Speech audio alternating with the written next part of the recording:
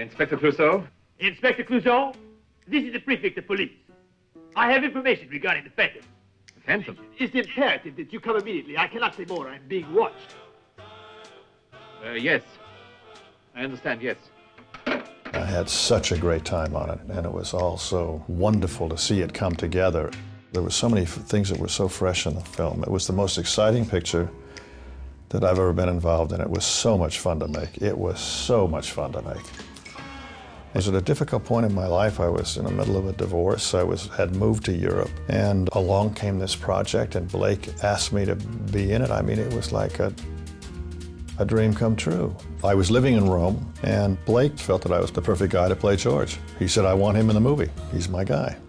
I was cast because of him. Today, you'd have to get the confirmation of the people who run the studio, which are companies and people who are sitting in offices, and they all have an opinion of whether Robert Wagner could play that part. Well, that didn't happen with Blake. You can't do that today. He took the risks. Blake Edwards brought everything to the table. It was his concept. He had the ability to make wonderful choices with Hank Mancini to do the music. The titles, he did all of that. He had a great comedy sense, a great sense of timing. The opening shot with Clouseau is just brilliant because nothing happens until he spins that globe and puts his finger, he's gonna want it right there, and he goes out of the frame, and that cocked the trigger for the whole picture. We must find that woman.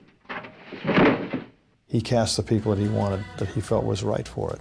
And I don't know whether you know this or not, but Peter Sellers was not the first choice to play Inspector Clouseau. It was Peter Ustinov. Blake always wanted Peter Sellers, but the studios, they were more interested in having somebody who was established and had a box office record, so to speak. And Ustinov was quite hot at that time, and Peter Sellers was rather unknown. Blake didn't think that Ustinov responded that positively to the script, and he didn't.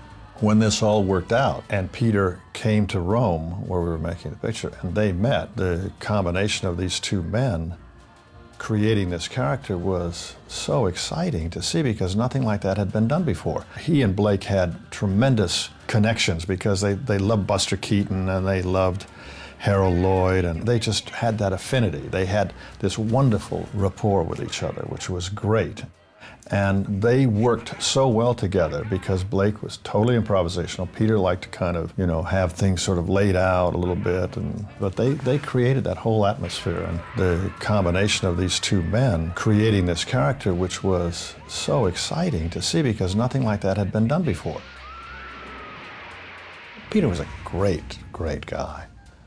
Wonderful man, full of madness. I mean, he was just full of madness, had great, wonderful sense of humor, very far out there. And, he lived in his own world in a way, but he shared a lot of that world with all of us, and he was a lot of fun. I had great fun with him. And all that madness, that's a lot of Clouseau. Oh, the Phantom. I've really got him this time. Oh, The first two people who were cast in the picture were David Niven and myself. I'd met David when I first practically started in the picture business. I'd never worked with him until this.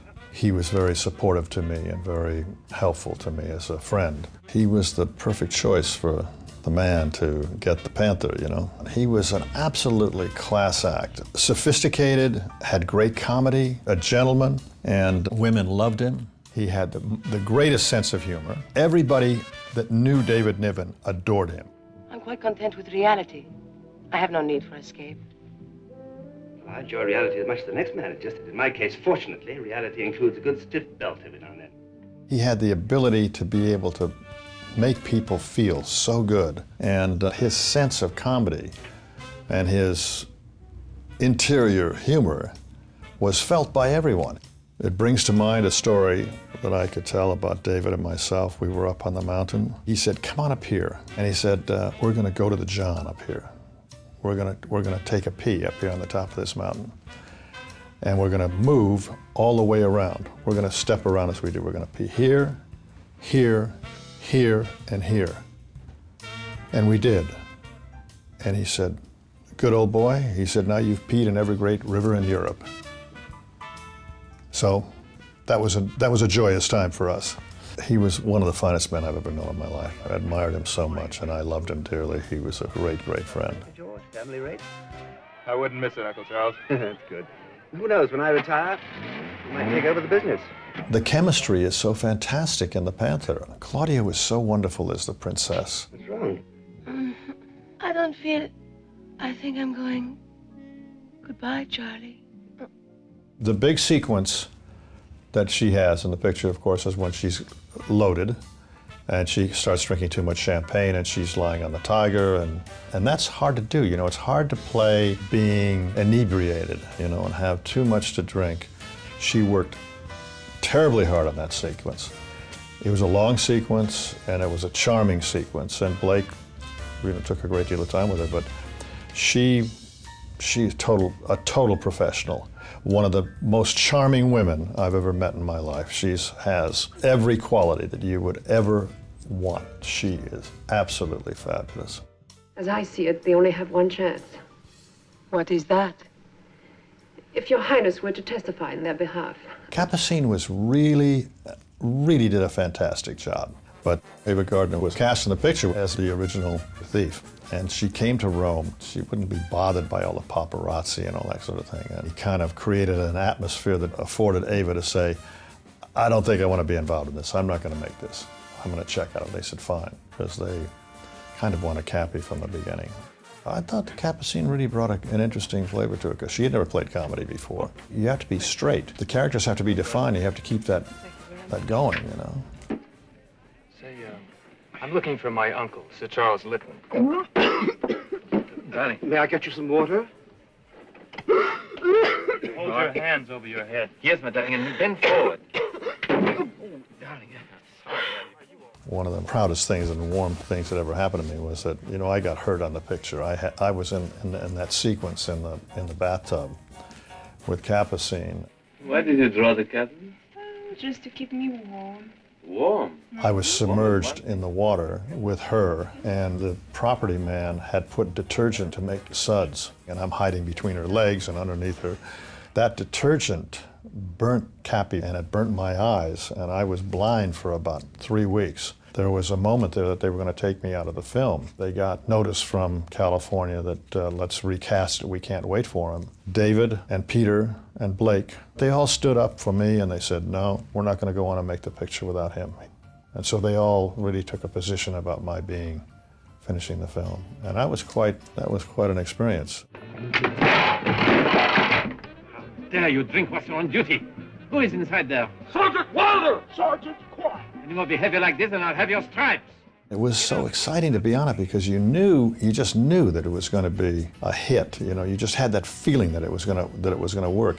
And it was the most expensive domestic comedy that I think had been made for a long, long time. Cinecittà is one of the finest studios in Rome, and that's where they built the sets for the Panther. You know, we shot in Cortina di Ampezzo too. It's in the Italian Alps, and so it's quite a trek. We all went up on a train together, the whole company, and we were there for about maybe 2 weeks. Shooting in the snow is a difficult thing to do.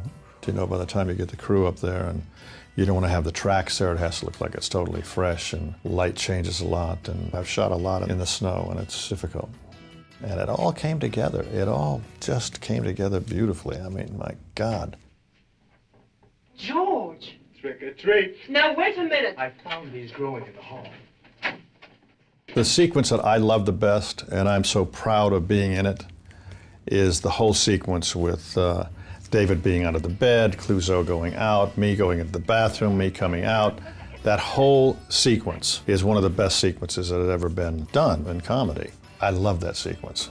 And the timing had to be split second. The way Blake staged it and the way that it was edited, and you just had to cut the slate numbers off to put it together because Blake had it all in his head. That was a wonderful sequence to be involved in. What do I do? Answer the door.